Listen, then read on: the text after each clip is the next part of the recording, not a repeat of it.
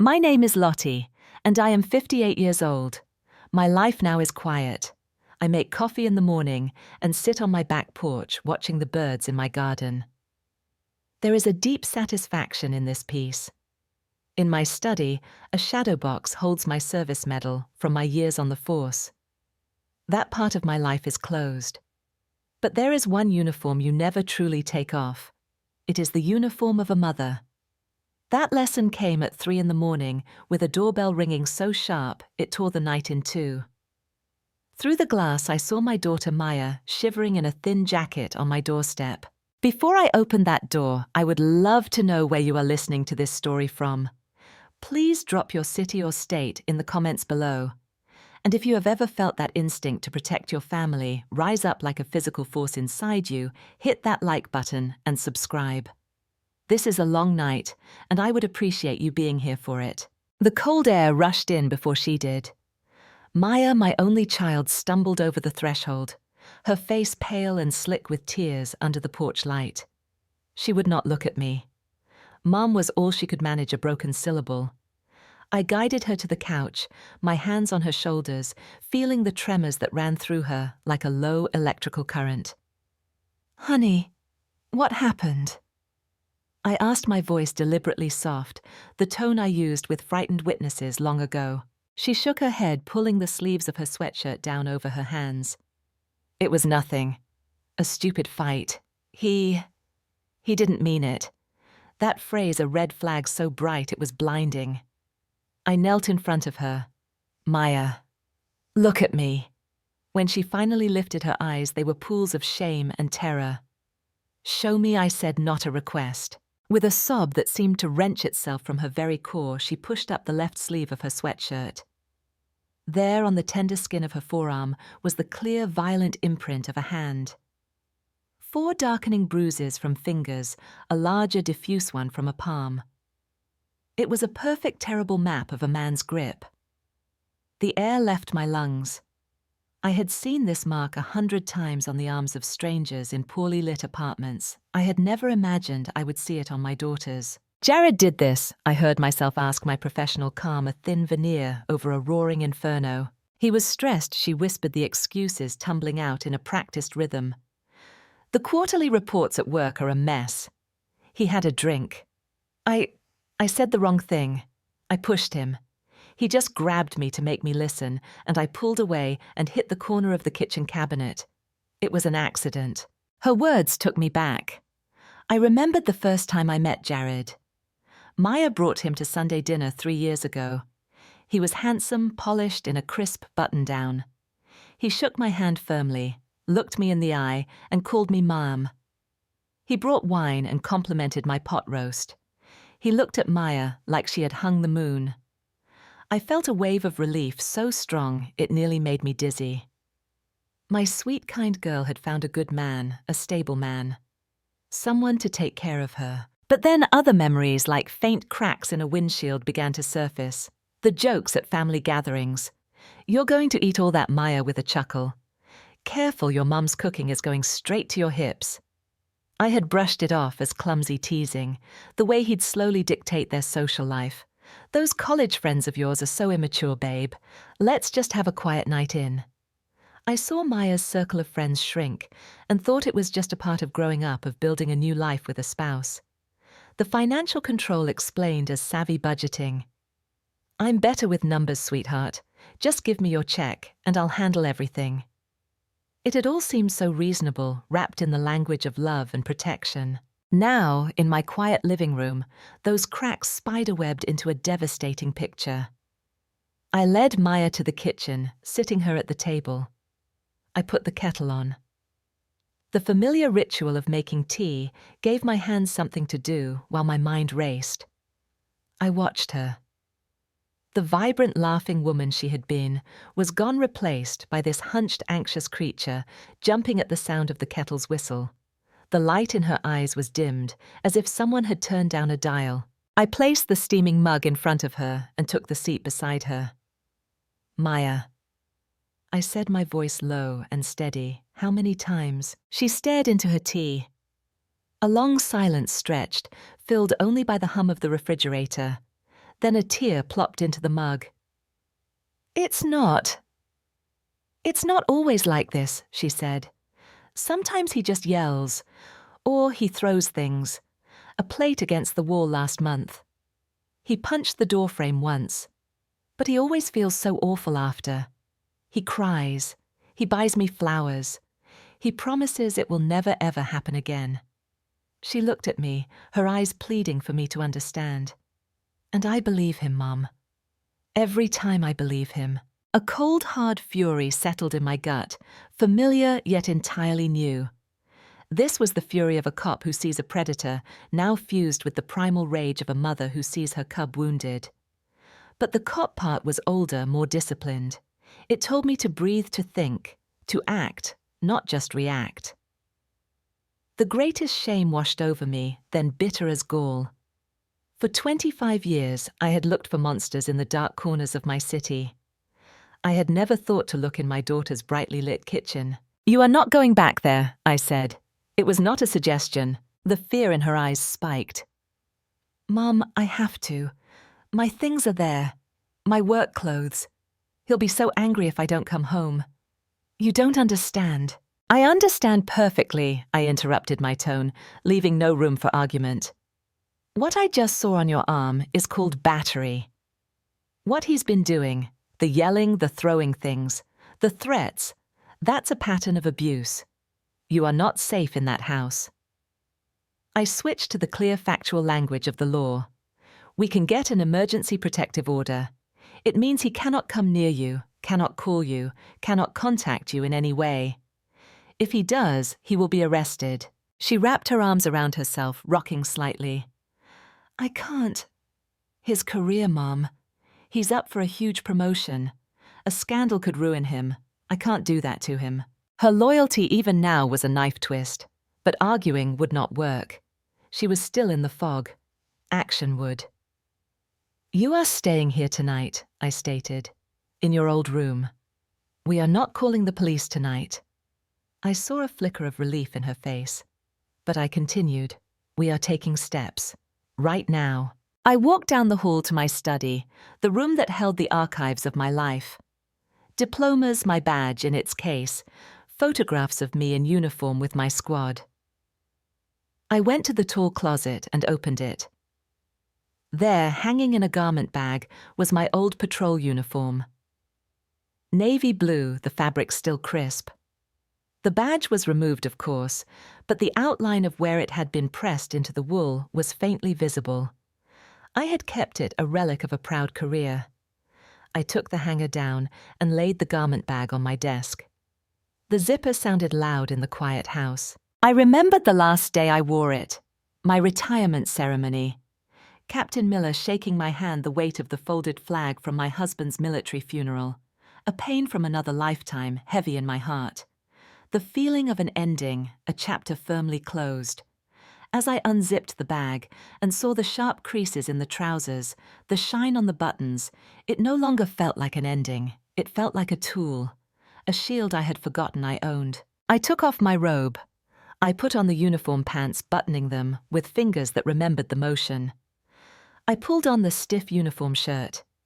It was snugger than it had been, a reminder of the years and the comfort food of retirement. I buttoned it up to the neck. The weight of the heavy fabric on my shoulders was an anchor. It was not about authority anymore. It was about intention. It was about becoming once more a protector. I picked up my personal cell phone. I did not dial 911. I scrolled through my contacts and found the number for Captain David Miller, now head of the Investigations Division. He picked up on the fourth ring, his voice gravelly with sleep. "Miller. David, it's Lottie Wilson." A pause, Lottie. "Everything okay? It's 3:45 in the morning." "No," I said, my voice even. "It's not. I need a consult, off the record, between old colleagues." I heard him sit up, the rustle of sheets. "Go ahead." Hypothetically, I said the word, feeling flimsy, but necessary if a victim of domestic battery is afraid to file a formal report immediately due to concerns over the perpetrator's retaliation and social standing, but needs to secure legal protection and evidence. What is the most effective first step? And who is the best family law attorney in the city for these kinds of cases? The bulldog, not the show poodle. Another longer pause. He was a smart man. He connected the dots. My daughter was married. It was the middle of the night. Hypothetically, he said slowly, the first step is documentation. Photos. A private journal with dates and details. A visit to a personal physician for a medical record of injuries, citing a home accident if needed. But the doctor's notes are key. As for an attorney, Diane Walsh, she used to be a prosecutor in our DV unit. She's ruthless and she gets it. I'll text you her private number. Thank you, David. Lottie, he said, his voice low. Do you need me to send a car, unofficially? Not yet, I said. But I might, and I'll be recording any future interactions. Understood, be safe. I hung up. A moment later, his text came through with Diane Walsh's contact. As I was saving it, Maya's phone rang from the living room, the custom ringtone, a snippet of their song sounding obscenely cheerful. I walked out. Maya was staring at the phone on the coffee table as if it were a live snake. Don't answer, I said. But then I had a thought. Actually put it on speaker. Let me hear. With a trembling hand, she picked it up and swiped the screen. Hello? Her voice was a thin whisper. Maya, baby. Jared's voice filled the room, smooth, concerned, dripping with false remorse. Thank God. Where are you? I've been worried sick. I came home and you were gone. I'm so sorry, baby. You have to believe me. I lost my temper. That report. It's just so much pressure. I would never, ever hurt you. You know that, right? Come home. Let me make this up to you. I'll make you breakfast. We'll talk. Please. I picked up a notepad and a pen from the side table. As he spoke, I began to write not verbatim, but the subtext. Love bombing, minimizing, blame shifting to work pressure. Maya was crying silently. Jared, I'm at my mom's. His tone shifted just a fraction. A hint of steel beneath the silk. Your mom's... Why would you go there? She never liked me. She's going to turn you against me. This is between us, Maya. Come home. Now. I wrote isolation tactic, attempt to sever support, issuing a command. I need some time, Maya choked out. Time now. The steel was clearer. Maya, don't do this. Don't make this into something it's not. If you're not home in an hour, I don't know what I'm going to do. I can't be responsible for what happens if you're not here. I underlined that last sentence twice. Direct threat, veiled but clear. I pointed at the phone and made a cutting motion across my throat. I have to go, Maya said, and ended the call. She threw the phone down and buried her face in her hands, her body racked with sobs. I put down my notepad and went to her, holding her. The uniform shirt was stiff against her cheek. You heard it, didn't you? She wept. He's so sorry. No, honey, I said, stroking her hair. I heard a man who knows he crossed a line and is now trying to manipulate you back into his control before you realize what he really is. And I wrote it all down. The next morning, sunlight felt like an intruder. Maya was finally asleep, exhausted from fear and tears. I was in the kitchen, still in my uniform pants and a plain t-shirt, drinking my third cup of coffee, when the doorbell rang. A firm, insistent press. I looked through the peephole. Jared stood on my welcome mat. He was impeccably dressed in khakis and a navy polo, holding a large bouquet of lilies. His face was arranged in a mask of sincere concern. He looked like a man coming to apologize for forgetting an anniversary, not for leaving bruises on his wife. I took a deep, centering breath. I walked to the hall closet, took out my uniform blouse, and put it on over my t-shirt. I left it unbuttoned. Then I opened the door. Lottie, he said, his voice thick with false warmth. Thank goodness. Is Maya here? I've been so worried. He tried to peer past me. She's here. She's staying, I said, my voice flat. I didn't move to let him in. I need to see her. I need to explain. Last night was... It was a terrible mistake, a moment of weakness. You have to understand the stress I've been under. I understand that you put your hands on my daughter, I said, cutting him off. I understand that you left a mark. There is no stress in the world that explains or excuses that. His mask slipped for a second, his eyes hardening. He took a half step closer, using his height. You're blowing this way out of proportion. It was a domestic accident. Couples argue. Things get heated. She probably didn't tell you how she was screaming at me, pushing my buttons. I stood my ground. She told me everything, Jared. The yelling, the thrown plates, the punched walls. This wasn't a one-time accident. This is who you are. The facade crumbled completely. The charming salesman vanished, replaced by someone cold and contemptuous. And who are you? He sneered, his gaze flicking over my unbuttoned uniform blouse. A retired cop playing detective. You think that old costume scares me? I have money, Lottie. I have lawyers that would eat your pension for breakfast. She is my wife, my property. I can have her committed for emotional instability. I can tell everyone she's a hysterical mess, a nurse who can't handle her own life. Who do you think they'll believe? A lonely old woman and her unbalanced daughter, or a successful executive? His words hung in the air, not as a threat that frightened me, but as a confession. He had just outlined his entire strategy. He was not a man who lost control. He was a man who used control as a weapon. The cold fury inside me solidified into something clear and sharp as diamond. I slowly buttoned my uniform blouse, one button at a time, making sure the heavy fabric, the epaulettes, the stark lines were fully visible. I saw a flicker of uncertainty in his eyes. I reached into my pocket and held up my phone. Jared, I said, my voice dropping into the calm, measured tone I used to use when reading a suspect their rights. Everything you just said has been recorded, and I'm advising you to leave my property immediately. Your next conversation will be with my daughter's attorney, Diane Walsh, and if I decide it's necessary, it will be with my former colleagues at the 7th Precinct. Now get off my porch. The color drained from his face, replaced by a mottled, furious red. He looked from my face to the phone in my hand to the uniform.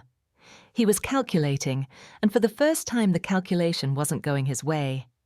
This isn't over, he spat, throwing the lilies onto my lawn. He turned and stalked to his expensive car, peeling away from the curb with a squeal of tires. I closed the door and leaned against it, my heart pounding. From the top of the stairs, Maya stared down at me, her hands over her mouth, fresh tears streaming. She had heard it all. The fear in her eyes was now mixed with a dawning, horrified understanding. The office of Diane Walsh was all cool efficiency, not a frill in sight. Diane herself was a woman in her 50s, with a sharp grey bob and eyes that missed nothing. I introduced myself not as Maya's mother, but as Lottie Wilson, retired 7th Precinct. This is my daughter, Maya. I presented our case like a briefing. The photos of the bruise on my phone, the recording of the porch confrontation played on a speaker. Jared's voice cold and clear. My handwritten notes from the phone call. Diane listened, took notes, asked Maya. Precise, gentle questions. Has he ever prevented you from seeing friends or family? Does he control the bank accounts? Has he threatened your professional reputation? Before, Maya's answers, halting at first, grew stronger as she saw her experiences being treated as evidence, not as her fault. You have more than enough for an emergency protective order, Diane said finally. The recording is golden.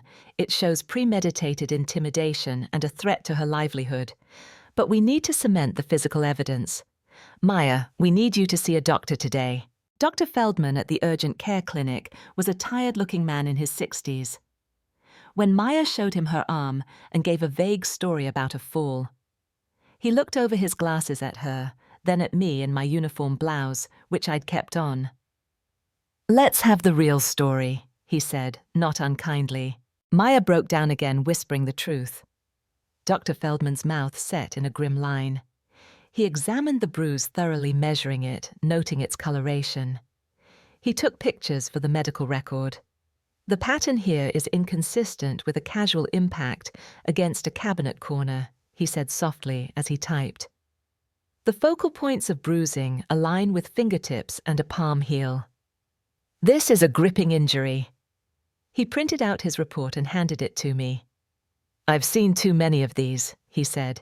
You're doing the right thing. In the car, Maya was quiet. He said he's seen too many, she murmured. I thought I was the only one.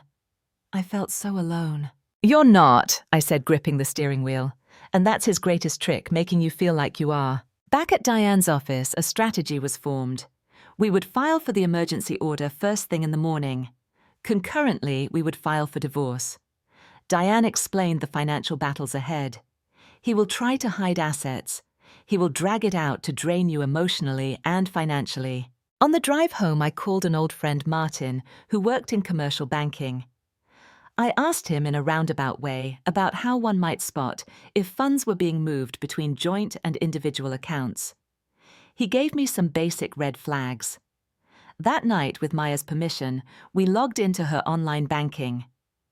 The joint account, which should have held a sizable portion of their dual income, was lower than expected. A series of large transfers to an account we didn't recognize had been made over the past 3 months. Jared was preparing for a war Maya didn't even know was coming. The most painful and powerful task was the journal. Diane asked Maya to write down every incident she could remember. The first time he called her stupid. The first time he threw something. Every slap, grab, shove, and cruel word. Maya sat at my dining table for hours crying, her hands shaking as she wrote. It was excruciating to watch, but with each page filled, I saw a change. The shame was being transferred from her soul onto the paper. She was externalizing the poison. The courthouse hallway smelled of old wood and anxiety. Jared was there with his lawyer, a sleek man in a $2,000 suit. Jared shot Maya a look of such wounded betrayal it was almost convincing. His lawyer spent the preliminary minutes trying to get the recording thrown out, arguing it was an illegal wiretap.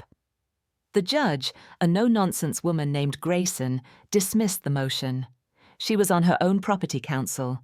Motion denied. The hearing was a blur of legal procedure until Jared's lawyer called me to the stand. He tried to paint me as a meddling, overbearing mother. Isn't it true, Mrs. Wilson, that you never approved of your daughter's marriage? I was initially very happy for her, I answered calmly. And isn't it true you threatened my client on his own doorstep while wearing your old police uniform, attempting to intimidate him? I looked at the judge. Your Honor. I did not threaten. I informed. I informed Jared that his subsequent actions would be viewed through the lens of the law by someone familiar with how it works. And I informed my daughter that she was now under protection. He pushed on, but the foundation was weak. Then it was Maya's turn. Diane had prepared her well. When Jared's lawyer tried to fluster her, asking if she was prone to exaggeration or if she had a history of emotional volatility, Maya, after a deep breath, looked directly at the judge. No, sir, she said, her voice gaining strength. I am a registered nurse. I handle life and death situations every day. I am not volatile. I was terrified. I have the text messages where he threatened to tell my supervisor I was making medication errors if I left him. Would you like to see them? The judge's face was impassive, but she nodded for Diane to enter the messages into evidence. The final blow was the medical report from Dr. Feldman. Gripping injury, the judge read aloud. She looked at Jared, who was now staring at the floor. Judge Grayson granted the protective order for the maximum initial period. She ordered Jared to vacate the marital home immediately and set a date for a hearing on asset freezing. As we left the courtroom, Jared brushed past us. He didn't look at Maya. He looked at me. His voice a low growl, meant only for my ears. You win this round, old lady. But this isn't finished. Maya heard it and flinched, but then she straightened her shoulders. She had seen the system work just a little. It was a start. The months that followed were a slow, grueling trench war. Jared violated the protective order twice, with pleading, then angry emails sent from anonymous accounts. Each time we reported it. Each report added to the file against him. The divorce proceedings were bitter. His lawyer fought over every dish, every piece of furniture, trying to wear Maya down. But with Diane's relentless advocacy and the mounting evidence of his financial manipulation and intimidation, his position weakened. Maya moved into her old room. Our house became a sanctuary and a command center. Some nights we didn't talk about the case at all. We cooked complicated recipes that made a mess of the kitchen. We watched silly movies and laughed until we cried for different reasons. She started talking about going back to school for a nurse practitioner degree. The light in her eyes was returning watt by watt. One afternoon I was in my study. I took the uniform blouse off the hanger. I held it for a moment, feeling the weight. I thought of my husband, a gentle army mechanic who had fixed broken things for a living. I wished he were here to hold his granddaughter, but I was grateful for the strength he'd always said he saw in me, the strength I had finally used to protect our girl. I folded the blouse neatly, placed it back in the garment bag, and zipped it shut. This time it felt like a proper retirement. The mission was complete. Today, Maya lives in a sunny little apartment 20 minutes from me. She is halfway through her nurse practitioner program. She is dating a kind man who teaches high school biology. He listens more than he talks, and he looks at her like she's brilliant, which she is. I tend my garden. The peace has returned, but it is a wiser, more deeply earned peace. The bruise on Maya's arm faded in weeks. The ones on her soul took longer. We both see therapists. I had to learn to let go of the guilt of not seeing the signs sooner. She had to learn that love should not leave scars inside or out. We go to a support group sometimes. Hearing other stories, other survivals, reminds us we are part of a sad but resilient tribe. Here is what I learned at 58 years old. Domestic violence is not always a black eye. It often starts as 1,000 paper cuts to the spirit criticism disguised as concern. Isolation sold as true love control, packaged as care. My lesson is not about hating Jared. Hatred is a heavy load, and I have put down all the heavy loads I can. My lesson is about vigilance. It is about teaching my daughter, and maybe myself, that real love should never ever hurt. And that sometimes the greatest strength is not in a clenched fist, but in the calm to gather evidence, the courage to speak up, and the patience to rebuild from shattered pieces. I do not know what the future holds, but I know this: when the doorbell rings at 3 a.m, I will still startle. But now I know that whatever comes, I have taught my daughter and myself how to put on our own armor. And sometimes that armor is a warm bathrobe, a cup of tea, or an old uniform in a closet. What about you? What is your story? What is the quiet strength you would call upon if someone you loved needed a shield? Share your thoughts in the comments below. If this story resonated with you, please give it a like. It lets me know these hard truths are worth sharing. Subscribe for more conversations about life healing and the quiet battles we fight. And if you know someone who might need to hear this today, please share it. You never know whose 3 a.m. moment you might be helping them through. Thank you for listening and for being part of this community. Be kind to yourselves and to each other.